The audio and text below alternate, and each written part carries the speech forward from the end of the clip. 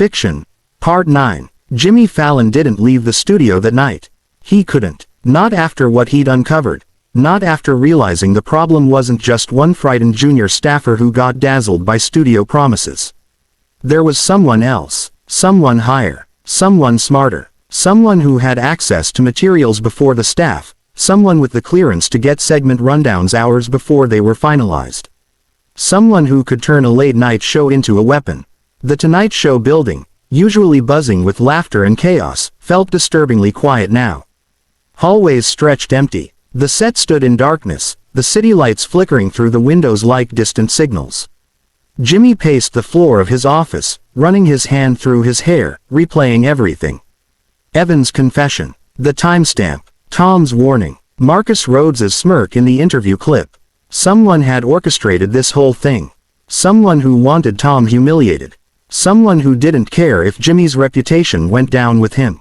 At 1:40 a.m., the silence was finally broken by a single message on Jimmy's phone. From Tom Cruise. Greater than, "We need to talk." Found something. Jimmy froze. Then typed back. Greater than, "Call." Tom answered immediately. Greater than, "In person. I'm already outside the studio." Jimmy's breath hitched. He hurried to the private entrance. Tom returns to the Tonight Show, after midnight. The same black car from before idled quietly in the alley. Tom stepped out, dressed in a simple hoodie and jeans this time, but still carrying that unmistakable intensity. Jimmy opened the door for him wordlessly. "Tom," he murmured. Tom nodded once. "You found the first leak." "Yeah," Jimmy said, "but the second one, I haven't figured it out yet." Tom's eyes sharpened. "Well, I might have." Jimmy's heart kicked. "Come on," Tom said. "Show me your office." They walked down the dim hallway, shadows stretching behind them like long fingers. When the door closed, Tom placed a small stack of papers on Jimmy's desk. "This," Tom said, tapping the top sheet, "is a list of everyone who accessed Paramount's internal marketing files in the last 2 weeks." Jimmy stared. "How did you get this?" Tom gave a tight smile. "I asked the right people." Jimmy looked through the list, and froze. A name jumped out at him. Alan Brenner, NBC publicity director. Jimmy read it twice. A third time. This can't be right," he whispered. Tom leaned back in the chair. "Jimmy, Alan has access to promotional rundowns for every guest who appears on your show. He sends materials to studios, handles cross-promotions, reviews segment ideas. He knew every detail about the Tom Cruise interview days before you even rehearsed it." Jimmy rubbed his temples. "But, Alan's been with NBC for years. He's loyal. He's the reason the show's bookers get access to half-hour celebrity guests." Tom held his gaze. "And he also used to work for Marcus Rhodes.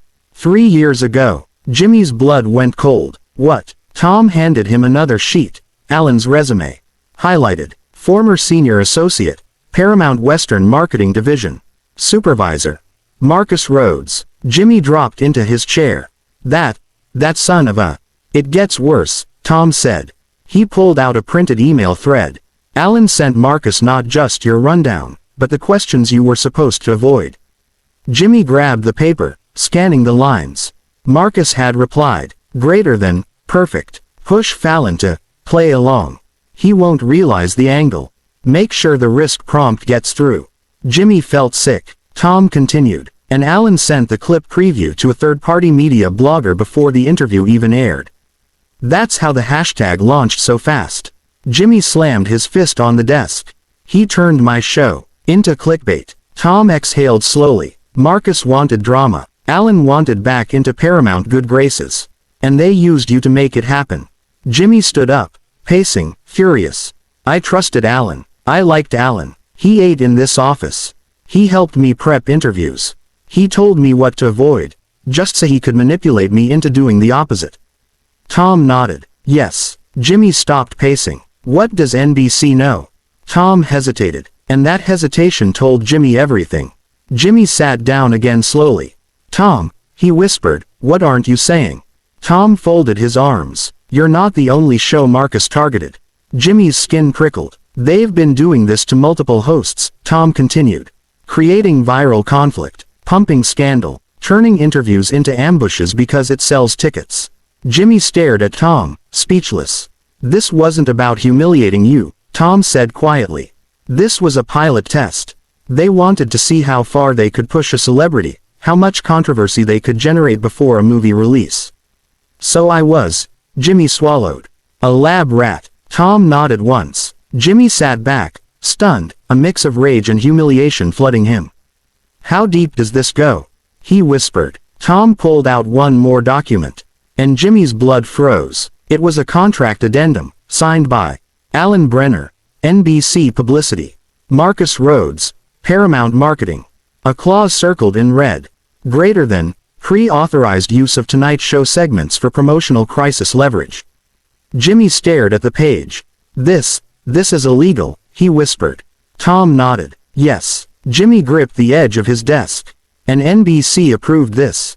Tom didn't answer. Jimmy's voice cracked. Tom, did NBC approve this? Tom exhaled slowly. Not officially. But someone higher up signed off without reviewing the fine print. Jimmy buried his face in his hands. This wasn't just my team, or my show. He looked up. This corruption goes all the way up. Tom nodded. And that's why, he said softly, you and I need to expose it. Jimmy stared at him. Together. Tom smiled. A real one this time. Together. Jimmy took a deep breath. What do you want to do? Tom leaned forward. I'm calling a press conference. But not a typical studio one. We're doing this our way. Live, unedited, unscripted. And I want you sitting beside me. Jimmy swallowed hard. You want to clear my name. Tom shook his head. I want to clear the truth. Jimmy nodded slowly. I'm in. Tom stood up. Jimmy stood with him. A silent agreement passed between them. Then Tom placed a hand on Jimmy's shoulder. Get some rest, he said. Tomorrow's going to be big. Jimmy watched him leave through the dim hallway. When the door clicked shut, Jimmy finally exhaled. His show had been weaponized. His trust had been broken. His reputation had been dragged into a corporate war he never signed up for. But tomorrow, he would take it all back. If you want part 10, 1,000-1,500 words, the massive live press conference, the shocking explosion of truth, the studio retaliation, Jimmy's redemption, and Marcus's downfall, just say. Part 10 inches.